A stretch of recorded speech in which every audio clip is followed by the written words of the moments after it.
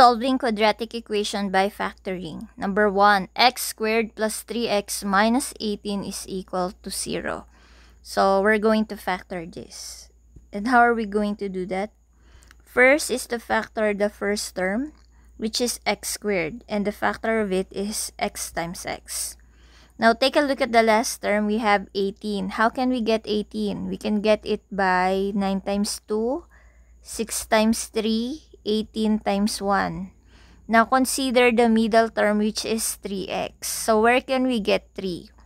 We can get 3 from 6 and 3. How are we going to do that? As you observe, there are more positive that are left. Why? Because our middle term is positive. Now what does it mean?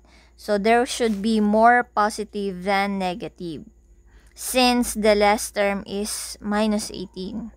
So we will have more positive than negative. So 1, 2, 3, 4, 5, 6. And then we have 1, 2, 3 negative. A pair of positive and negative leads to 0. So how many were left? There were 3 positive that were left. And therefore, we will use that in here. So our answer will be x plus 6 and x minus 3. So that will be the factor. And then, since we are solving this, we have to equate it to 0. So we will have x plus 6 is equal to 0. And then, the other one, we will have x minus 3 is equal to 0. So solving for x, we will have negative 6.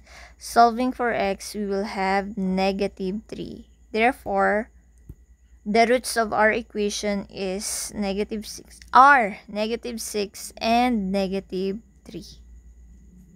And positive 3.